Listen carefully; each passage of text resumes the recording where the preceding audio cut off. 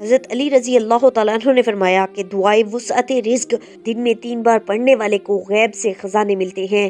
دعائے وسعت رزق یہ ہے: بسم اللہ الرحمن الرحیم۔ السلام علیکم محترم ناظرین، حضرت سیدنا علی المرتضیٰ کرم اللہ وجہ الکریم کا فرمان ہے کہ اللہ تبارک و تعالیٰ نے فقراء کی خوراک امراء کے اموال میں سے قرار دی ہے۔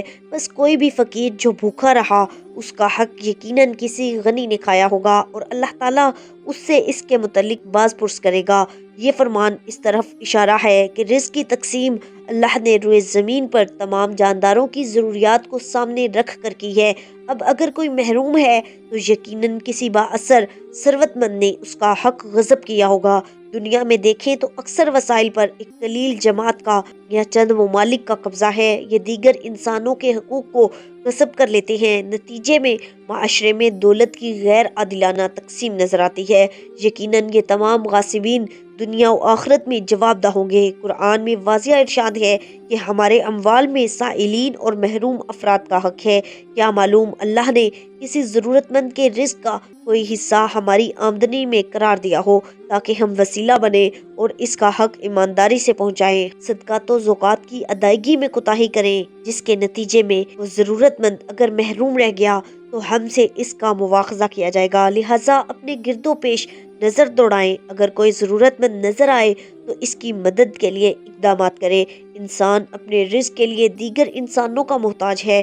کوئی کسی کے ہاں ملازمت کرتا ہے، کوئی کسی کے ہاں، اور مختلف لوگ مختلف پیشوں سے وابستہ ہیں جن کو غنی افراد مختلف امور کے لیے اجرت پر رکھ لیتے ہیں۔ اگر ان افراد کی سروسز کو ہائر کرے تو ان کو اچھی اجرت دیا کرے تاکہ یہ اپنے گھر کے امور کو بہتر چلا سکیں۔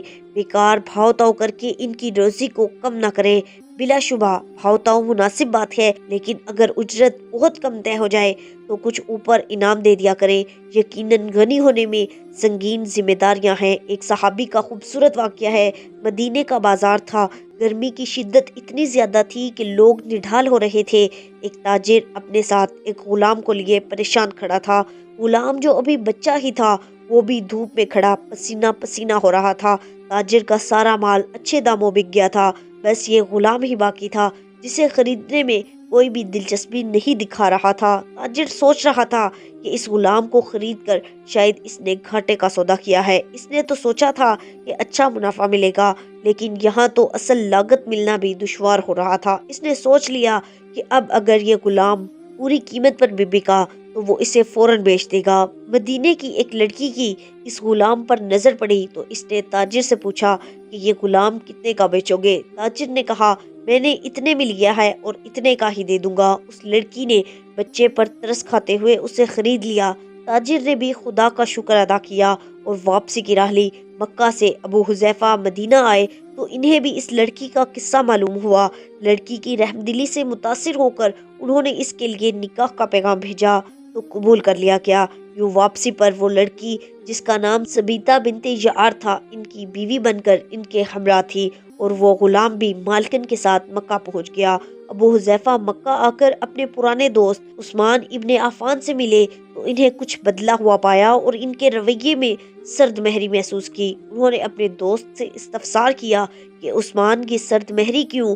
تو عثمان بن عفان نے جواب دیا کہ میں نے اسلام قبول کر لیا ہے اور تم ابھی تک مسلمان نہیں ہوئے، تو اب ہماری دوستی کیسے چل سکتی ہے؟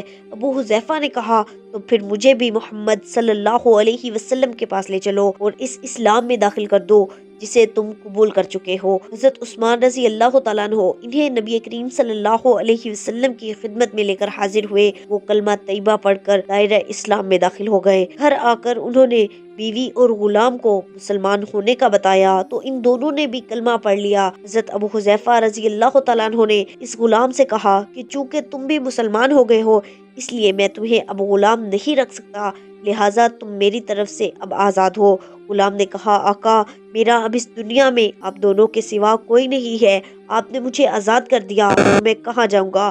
حضرت حذیفہ رضی اللہ تعالیٰ عنہ نے اس غلام کو اپنا بیٹا بنا لیا اور اپنے پاس رکھ لیا۔ غلام نے قرآن پاک سیکھنا شروع کر دیا اور کچھ ہی دنوں میں بہت سا قرآن پاک یاد کر لیا اور جب وہ قرآن پڑھتے تو بہت خوبصورت لہجے میں پڑھتے۔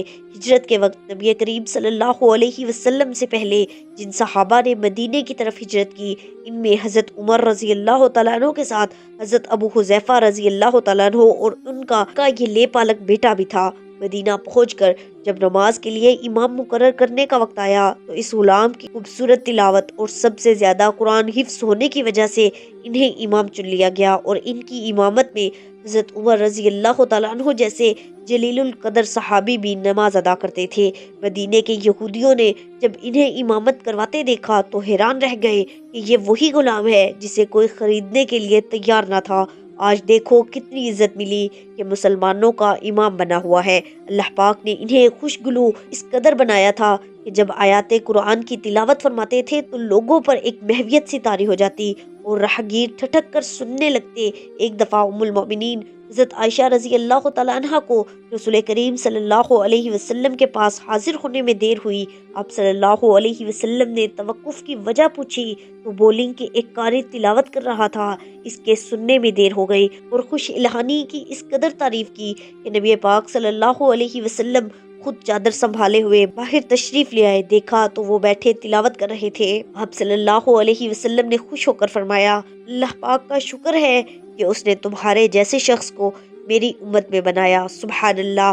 کیا آپ جانتے ہیں کہ یہ خوش قسمت صحابی کون تھے؟ ان کا نام حضرت سالم رضی اللہ تعالیٰ عنہ تھا، جو سالم مولا ابو حذیفہ کے نام سے مشہور تھے۔ انہوں نے جنگ موتا میں جام شہادت نوش کیا۔ اللہ کی کروڑہ رحمتیں ان پر ہوں۔ حضرت سیدنا ابو قلابہ رضی اللہ تعالیٰ عنہ کا بیان ہے کہ میں نے ملک شام کی سرزمین میں ایک آدمی کو دیکھا جو بار بار یہ صدا لگا رہا تھا، ہائے افسوس میرے لیے جہنم ہے۔ میں اٹھ کر اس کے پاس گیا تو یہ دیکھ کر حیران رہ گیا کہ اس کے دونوں ہاتھ پاؤں کٹے ہوئے ہیں، دونوں آنکھوں سے اندھا ہے اور منہ کے بل زمین پر اوندا پڑا ہوا بار بار یہی کہے جا رہا ہے، ہائے افسوس میرے لیے جہنم ہے۔ میں نے اس آدمی سے پوچھا، اے آدمی کیوں اور کس بنا پر تو یہ کہہ رہا ہے؟ یہ سن کر اس نے کہا، اے شخص میرا حال نہ پوچھ، میں ان بد نصیبوں میں سے ہوں جو امیر المؤمنین حضرت سیدنا عثمان غنی رضی اللہ تعالیٰ عنہ کو شہید کرنے کے لیے آپ رضی اللہ تعالیٰ عنہ کے مکان میں داخل ہو گئے تھے۔ میں جب تلوار لے کر قریب پہنچا تو آپ رضی اللہ تعالیٰ عنہ کی زوجہ محترمہ رضی اللہ تعالیٰ عنہ مجھے زور زور سے ڈانٹنے لگی تو میں نے غصے میں آ کر بی بی صاحبہ رضی اللہ تعالیٰ عنہ کو تھپڑ مار دیا۔ یہ دیکھ کر امیر المؤمنین حضرت سیدنا عثمان غنی رضی اللہ تعالیٰ عنہ نے یہ دعا مانگی، اللہ تیرے دونوں ہاتھوں اور دونوں پاؤں کاٹے، تجھے اندھا کرے اور تجھ کو جہنم میں جھونک دے۔ اے شخص! امیر المومنین رضی اللہ تعالیٰ عنہ کا پرجلال چہرہ دیکھ کر اور ان کی یہ قاہرانہ دعا سن کر میرے بدن کا ایک ایک رونگٹا کھڑا ہو گیا اور میں خوف سے کانپتا ہوا وہاں سے بھاگ کھڑا ہوا۔ امیر المومنین حضرت عثمان غنی رضی اللہ تعالیٰ عنہ کی 4 دعاؤں میں سے 3 کی ضد میں تو میں آ چکا ہوں۔ دیکھ رہے ہو کہ میرے دونوں ہاتھ اور دونوں پاؤں کٹ چکے ہیں اور آنکھیں بھی اندھی ہو چکی ہیں۔ اب صرف 4تھی دعا یعنی میرا جہنم میں داخل ہونا باقی رہ گیا ہے۔ اللہ والو، خلیفہ سوم حضرت عثمان غنی قریش کی ایک شاخ بنو امیہ میں پیدا ہوئے۔ والد محترم عفان کو قدر کی نگاہ سے دیکھا جاتا تھا۔ سلسلہ نسب عبد المناف اور رسول کریم صلی اللہ علیہ وسلم سے جا ملتا ہے۔ حضرت عثمان غنی رضی اللہ تعالیٰ عنہ کی نانی نبی کریم صلی اللہ علیہ وسلم کی سگی پھوپھی تھی۔ آپ رضی اللہ تعالیٰ عنہ سب سے پہلے اسلام قبول کرنے والوں میں سے 4تھے نمبر پر ہیں۔ آپ ایک خدا ترس اور غنی انسان تھے۔ آپ رضی اللہ تعالیٰ عنہ اللہ تبارک و تعالیٰ کی راہ میں دل کھول کر خرچ کرتے تھے۔ اسی بنا پر نبی کریم صلی اللہ علیہ وسلم نے آپ کو غنی کا خطاب عطا فرمایا۔ آپ کا نام عثمان اور لقب ذو النورین ہے۔ آپ نے خلیفہ اول حضرت سیدنا ابو بکر صدیق رضی اللہ تعالیٰ عنہ کی دعوت پر اسلام قبول کیا۔ نبی کریم صلی اللہ علیہ وسلم پر ایمان لانے اور کلمہ حق پڑھنے کے جرم میں حضرت عثمان غنی رضی اللہ تعالیٰ عنہ کو ان کے چچا حکم بن ابی العاص نے لوہے کی زنجیروں سے باندھ کر دھوپ میں ڈال دیا۔ کئی روز تک علیحدہ مکان میں بند رکھا گیا۔ چچا نے آپ رضی اللہ تعالیٰ عنہ سے کہا کہ جب تک تم مذہب اسلام کو نہیں چھوڑو گے تب تک میں تمہیں آزاد نہیں کروں گا۔ یہ سن کر آپ نے جواب میں فرمایا کہ اے چچا، اللہ کی قسم میں مذہب اسلام کو کبھی بھی نہیں چھوڑ سکتا اور اس ایمان کی دولت سے کبھی بھی دستبردار نہیں ہو سکتا۔ آپ رضی اللہ تعالیٰ عنہ کو ذوالنورین اس لیے کہا جاتا ہے کیونکہ نبی کریم صلی اللہ علیہ وسلم کی دو صاحبزادیاں یکے بعد دیگرے آپ کے نکاح میں آئیں، اور یہ وہ واحد اعزاز ہے جو کسی بھی اور صحابی کو حاصل نہ ہو سکا۔ آپ کا شمار عشرہ مبشرہ میں کیا جاتا ہے، یعنی وہ 10 صحابہ کرام جن کو ہمارے پیارے نبی کریم صلی اللہ علیہ وسلم نے اپنی حیات مبارکہ میں ہی جنت کی بشارت دے دی تھی۔ آپ نے اسلام کی راہ میں 2 ہجرتیں کی، ایک حبشہ اور دوسری ہجرت مدینہ منورہ کی جانب۔ حضرت عمر رضی اللہ تعالیٰ عنہ کی وفات 27 ذو الحج 23 ہجری کو ہوئی۔ حضرت عمر فاروق رضی اللہ تعالیٰ عنہ نے اپنی وفات سے پہلے ایک کمیٹی تشکیل دی جس میں 6 صحابہ کرام شامل تھے، حضرت عثمان، حضرت علی، حضرت طلحہ، حضرت زبیر، حضرت سعد بن ابی وقاص اور حضرت عبد الرحمن بن عوف رضی اللہ تعالی عنہ اجمعین اس کمیٹی میں شامل تھے۔ اس کمیٹی میں حضرت عثمان غنی رضی اللہ تعالی عنہ کو خلیفہ بنایا گیا اور اس کے 3 دن کے بعد حضرت عثمان غنی رضی اللہ تعالی عنہ کو کثرت رائے سے خلیفہ ثالث منتخب کیا گیا۔ حضرت عثمان اس وقت 70 سال کے ہو چکے تھے۔ آپ نے 35 سال کی عمر میں اسلام قبول کیا تھا۔ آپ نبی مکرم صلی اللہ علیہ وسلم کے ساتھ مل کر اسلام کی خدمات کی توفیق پائی۔ حضرت ابوبکر صدیق اور حضرت عمر فاروق رضی اللہ تعالیٰ عنہ کی خلافتوں کے دوران، جن کا عرصہ 12 سال سے کچھ زیادہ کا بنتا ہے، خدمات سر انجام دی۔ حضرت سیدنا عبد الرحمن بن خباب رضی اللہ تعالیٰ عنہ سے مروی ہے کہ میں بارگاہ نبی صلی اللہ علیہ وسلم میں حاضر تھا اور حضور اکرم نور مجسم، رسول محترم، رحمت عالم، شاہ بنی آدم، نبی محتشم، سراپائے جود و کرم صلی اللہ علیہ وسلم صحابہ کرام علیہم الرضوان کو جیش اسرت یعنی غزوہ تبوک کی تیاری کے لیے ترغیب ارشاد فرما رہے تھے۔ حضرت سیدنا عثمان غنی رضی اللہ تعالیٰ عنہ نے اٹھ کر عرض کی، یا رسول اللہ صلی اللہ علیہ وسلم، پالان اور دیگر متعلقہ سامان سمیت 100 اونٹ میرے ذمے۔ حضور سراپائے نور، فیض گنجور، شاہ غیور صلی اللہ علیہ وسلم نے صحابہ کرام علیہم الرضوان سے پھر ترغیباً فرمایا تو حضرت سیدنا عثمان غنی رضی اللہ تعالیٰ عنہ دوبارہ کھڑے ہوئے اور عرض کی، یا رسول اللہ صلی اللہ علیہ وسلم، میں تمام سامان سمیت 200 اونٹ حاضر کرنے کی ذمہ داری لیتا ہوں۔ دو جہاں کے سلطان سرور ذیشان محبوب رحمان صلی اللہ علیہ وسلم نے صحابہ کرام علیہم الرضوان سے پھر ترغیباً ارشاد فرمایا تو سیدنا عثمان غنی رضی اللہ تعالیٰ عنہ نے پھر عرض کی، یا رسول اللہ صلی اللہ علیہ وسلم، میں مع سامان 300 اونٹ اپنے ذمے قبول کرتا ہوں۔ راوی فرماتے ہیں، میں نے دیکھا کہ حضور پر نور شافع یوم النشور صلی اللہ علیہ وسلم نے یہ سن کر ممبر منور سے نیچے تشریف لا کر 2 مرتبہ فرمایا، آج سے عثمان رضی اللہ تعالیٰ عنہ جو کچھ کرے اس پر مواخذہ نہیں، یعنی پوچھ گچھ نہیں۔ آج کل دیکھا گیا ہے کہ کچھ حضرات دوسروں کو دیکھا دیکھی جذبات میں آ کر چندہ لکھوا تو دیتے ہیں، مگر جب دینے کی باری آتی ہے تو ان پر بھاری پڑ جاتا ہے، حتیٰ کہ بعض تو دیتے بھی نہیں۔ مگر قربان جائیے محبوب مصطفیٰ سید الاسقیاء عثمان باحیا رضی اللہ تعالیٰ عنہ کے جود و سخا پر کہ آپ رضی اللہ تعالیٰ عنہ نے اپنے اعلان سے بہت زیادہ چندہ پیش کیا۔ خیال رہے کہ یہ تو ان کا اعلان تھا، مگر حاضر کرنے کے وقت آپ رضی اللہ تعالیٰ عنہ نے 950 اونٹ، 50 گھوڑے اور 1000 اشرفیاں پیش کی، پھر بعد میں 10,000 اشرفیاں اور پیش کی۔ خیال رہے کہ آپ رضی اللہ تعالیٰ عنہ نے پہلی بار میں 100 اونٹ کا اعلان کیا، دوسری بار 100 اونٹ کے علاوہ اور 200 کا، تیسری بار اور 300 کا، کل 600 اونٹ پیش کرنے کا اعلان فرمایا۔ حضرت علی کرم اللہ وجہ الکریم کا فرمانے علی شان ہے کہ اگر کوئی شخص غنی ہونا چاہتا ہے اور یہ چاہتا ہے کہ اس پر رزق وسیع کر دیا جائے، اسے بے تحاشا اللہ تبارک و تعالیٰ کی جانب سے عطا کیا جائے، اس کے خزانے بھر جائیں اور اسے اللہ کی غیبی مدد و نصرت حاصل ہو جائے، تو اسے چاہیے کہ یہ دعائے وسعت رزق ہر روز دن میں کسی بھی وقت 3 مرتبہ پڑھ لیا کرے۔ حضرت امیر المومنین علی بن ابی طالب رضی اللہ تعالیٰ عنہ سے منقول ہے کہ جو شخص یہ دعا دن میں 3 مرتبہ کسی بھی وقت اور رات میں کسی بھی وقت پڑھے گا تو اللہ تبارک و تعالیٰ اسے ایسے ذریعے سے روزی عطا فرمائے گا کہ اس کے گمان میں بھی نہ ہوگا۔ بہتر یہ ہے کہ اس دعا کو بعد نماز فجر اور بعد نماز عشاء پڑھے، یہی اولیاء کرام اور بزرگان دین کی بھی تعلیم ہے۔ سب سے بڑی بات یہ ہے کہ اس دعا کو پڑھنا کیسے ہے اور کتنی بار پڑھنا ہے؟ سب سے پہلے آپ نے درود پاک پڑھنا ہے، ایک بار ثواب کی نیت سے میرے ساتھ مل کر پڑھ لیجئے۔ اللہم صلی علی محمد وعلی آل محمد کما صلیت علی ابراہیم وعلی آل ابراہیم انک حمید مجید۔ اللہم بارک علی محمد وعلی آل محمد کما بارکت علی ابراہیم وعلی آل ابراہیم انک حمید مجید۔ درود پاک پڑھنے کے بعد آپ نے اپنے مقصد کی نیت کرنی ہے، رزق کی وسعت کی نیت کرنی ہے، پھر اعوذ باللہ من الشیطان الرجیم پڑھ کر اور بسم اللہ الرحمن الرحیم پڑھ کر وظیفے کا آغاز کرنا ہے۔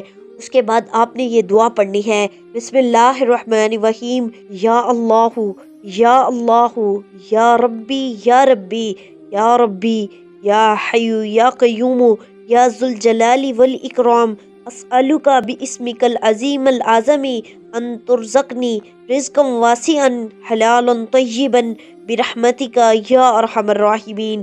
ترجمہ شروع کرتی ہوں اللہ کے نام سے جو بڑا مہربان اور مسلسل رحم کرنے والا ہے۔ اے اللہ اے اللہ اے اللہ، اے میرے پروردگار اے میرے پروردگار اے میرے پروردگار، اے زندہ اے ہمیشہ قائم رہنے والے، اے جلال و بزرگی والے، میں سوال کرتی ہوں تیرے اس اسم کے واسطے سے جو عظیم اور عظیم ترین ہے، تو مجھے بکثرت حلال اور پاکیزہ رزق عطا فرما اپنی رحمت کے سبب سے، اے رحم کرنے والوں میں سب سے زیادہ رحمت نازل کرنے والے۔ اللہ تعالیٰ سے آج کی خصوصی دعا کر لیتے ہیں۔ اے میرے مالک و مولا، تو رحمان ہے، تو رحیم ہے، تو کریم ہے، تجھے تیرے رب ہونے کا واسطہ، تجھے اس بابرکت مہینے کا واسطہ، تجھے ماہ رمضان کا واسطہ، اے میرے مولا ہم سب کے دل کی تمام نیک جائز حاجات کو پورا فرما دے۔ جو میرے مولا بے روزگار ہیں ان کو اچھا روزگار عطا فرما، حلال روزگار عطا فرما۔ میری اللہ پاک سے دعا ہے کہ اے اللہ پاک، اے میرے غفور الرحیم اللہ، ہم سب کی مشکلات کو ختم فرما دے، ہمارے رزق میں ہماری روزی میں اضافہ فرما دے۔ اے اللہ جو خوشحال ہیں ان کے سکھوں میں برکت عطا فرما، جن کو نعمتوں سے نوازا ہے ان کے رزق میں اور اضافہ فرما۔ یا اللہ دنیا میں جتنے لوگ بیمار ہیں، روحانی بیمار ہیں، جسمانی بیمار ہیں، گھروں میں ہیں یا ہسپتالوں میں داخل ہیں، بچے ہیں، بڑے ہیں، مرد ہیں، عورتیں ہیں، شہری ہیں یا دیہاتی ہیں، عربی ہیں یا اجمی ہیں، سب کو شفائے کاملہ عاجلہ عطا فرما۔ یا اللہ سب کی جان، مال، اولاد، ایمان اور عزت کی حفاظت فرما۔ دنیا بھر میں جتنے لوگ ہم سے محبت کرتے ہیں، ہمارے چینل سے جڑے ہوئے ہیں، یا اللہ ان سب کو ہر طرح کے شر سے محفوظ فرما۔ یا اللہ وہ تمام دعائیں جو لوگوں نے ہم تک پہنچائیں، ہماری بھی التجاؤں کو ان کے حق میں قبول و منظور فرما۔ یا اللہ میرے وہ بہن بھائی جنہوں نے دعا کے لیے کہا، تو اپنے غیب کے خزانوں سے ان کو عطا فرما۔ یا اللہ ہم نے جو مانگا وہ بھی عطا فرما، جو ہم مانگنا چاہتے تھے مگر مانگ نہ سکے وہ بھی عطا فرما۔ اللہ تو دلوں کے بھید جانتا ہے، تو ہماری ضرورتوں سے بخوبی آگاہ ہے۔ یا اللہ بغیر سوال کے ہمیں عطا فرما، آمین یا رب العالمین۔ اللہ میرا سنانا اور آپ کا سننا اپنی بارگاہ میں قبول و منظور فرما، آمین یا رب العالمین۔ محترم ناظرین کمنٹ سیکشن میں آمین ضرور لکھیے گا، نہ جانے کس کی آمین ہو اور ہم سب کا بیڑا پار ہو جائے۔ ملتے ہیں اگلی ویڈیو میں، تب تک کے لیے اللہ نگہبان۔